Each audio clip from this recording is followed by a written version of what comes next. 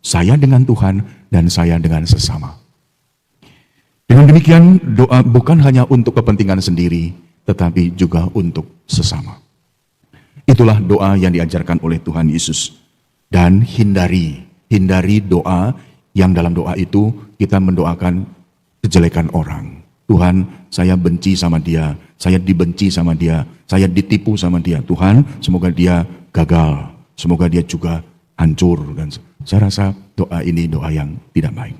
Nah, Bapak Ibu dan Saudara sekalian, doa yang baik adalah doa yang tulus, keluar dari hati, maka membutuhkan keterbukaan dan kepasrahan kepada kehendak Tuhan. Ini saya katakan karena Anda tahu, saya hanya mencoba untuk mengingatkan kembali untuk Anda dan juga untuk saya sendiri. Mari kita tetap merawat semangat doa dan terus menimba cara berdoa seperti yang Tuhan Yesus ajarkan.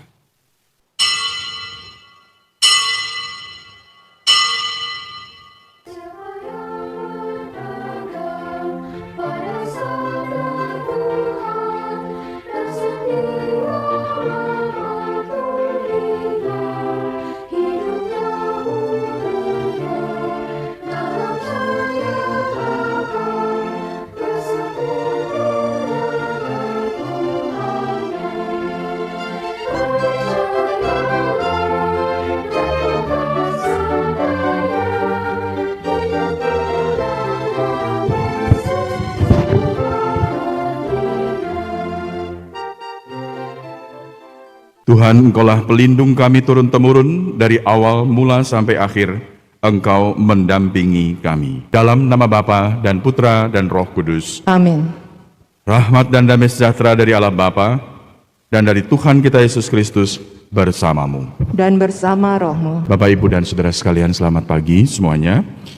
Juga Oma dan Opa, Bapak, Ibu, teman-teman kaum muda, anak-anak dan rekan-rekan biarawan dan biarawati yang ada di rumah. Hari ini kita melanjutkan peziarahan kita bersama dalam retret agung masa Prapaskah. Dan kita sedang memasuki hari Selasa dalam pekan Prapaskah yang pertama. Maka mari kita bersyukur kita hadir dalam perayaan Ekaristi pagi hari ini. Kita tundukkan kepala sebentar. Kita masuk dalam keheningan pagi ini. Pertama, mari kita bersyukur atas kasih Tuhan. Hidup baru, hari yang baru Tuhan berikan kepada kita. Maka mari kita persembahkan diri kita apa adanya di hadapan Tuhan. Kita yang rapuh tetapi dicintai Tuhan.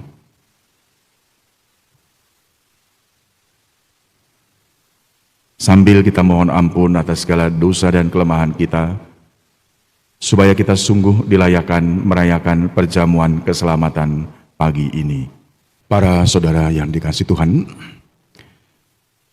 dalam doamu janganlah kamu bertele-tele seperti kebiasaan orang yang tidak mengenal Allah. Bapak, Ibu, dan saudara sekalian, mendengar orang yang berbicara bertele-tele itu melelahkan. Contoh, kalau kita datang dalam sebuah perhelatan atau pesta, misalnya pesta perkawinan, dan MC-nya bicara terlalu banyak,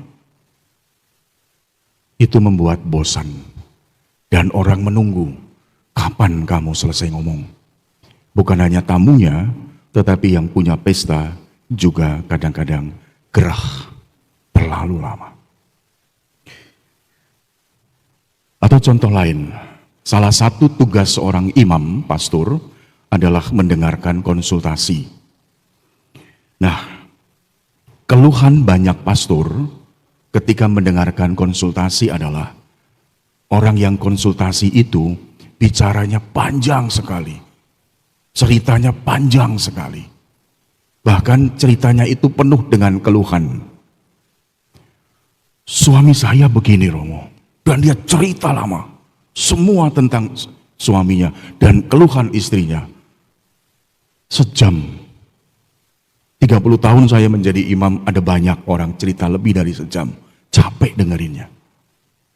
Saya sendiri dengerin dia 1 jam aja capek. Saya bayangkan suaminya di rumah tiap hari.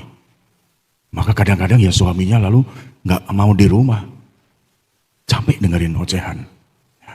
Nah, ini contoh saja. Sama juga umat datang misa, dengarkan khotbah.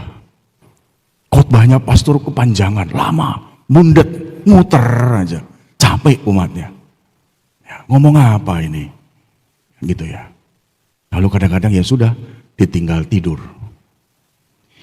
Nah, Bapak, Ibu, dan Saudara sekalian, pembicaraan yang bertele-tele dan terlalu lama justru seringkali membuat orang menjadi lupa inti pembicaraannya. Bukan hanya inti pembicaraannya, tapi makna pembicaraannya. Apa sih sebenarnya yang diomongkan? Karena begitu luas yang dibicarakan, bertele-tele. Nah, hari ini kita mendengar juga bagaimana Yesus mengajar kita untuk berdoa. Jangan bertele-tele. Karena semakin justru kita bertele-tele dalam doa, kadang kita kehilangan makna doa itu sendiri. Doa itu adalah komunikasi dengan Tuhan yang sederhana. Bahkan sering dikatakan Tuhan sudah tahu kok sebelum kita berdoa. Tetapi ini tidak menghilangkan kita untuk lalu diam. Kita boleh berbicara. Kita diajarkan oleh gereja, oleh Yesus sendiri. Kalau kamu berdoa, jangan bertele-tele. Ya. Doa adalah intimitas aku dengan Sang Maha Kuasa, pengatur kehidupan. Doa adalah membangun kedekatan hatiku dengan Tuhan.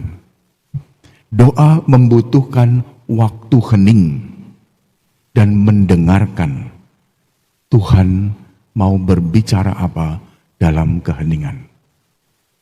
Seringkali saya juga jatuh dalam begitu berdoa, saya minta banyak hal pada Tuhan. Tidak ada waktu kita untuk diam, hening.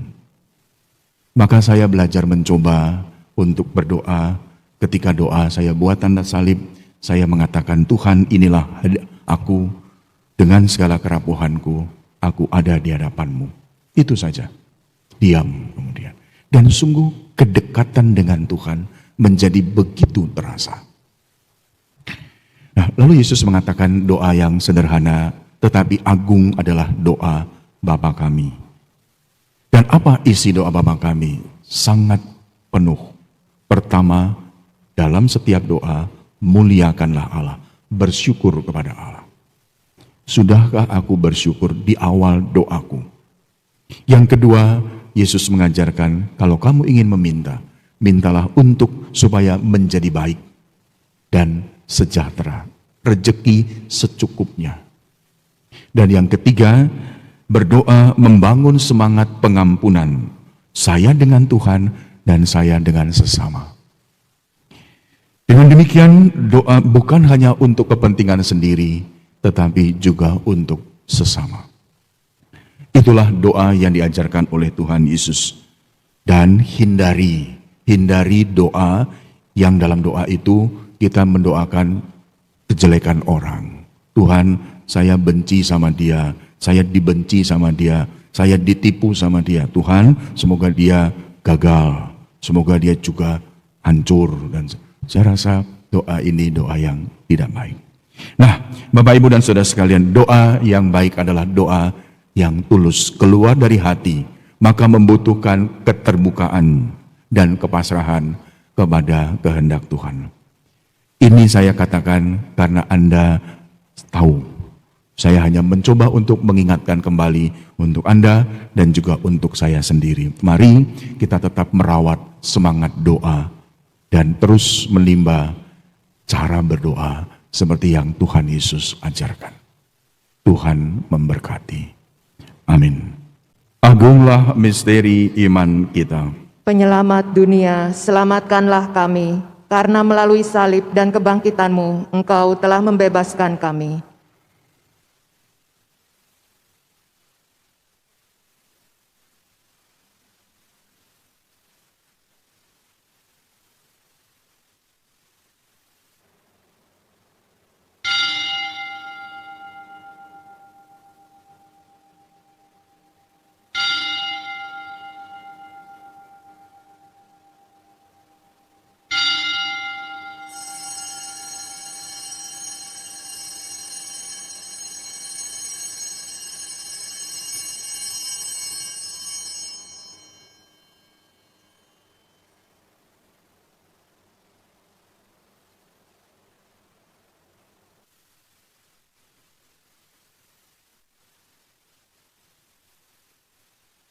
Bapak, Ibu, dan saudara sekalian, selamat pagi, selamat beraktivitas, dan mohon berkat Tuhan untuk tugas perutusan kita bersama.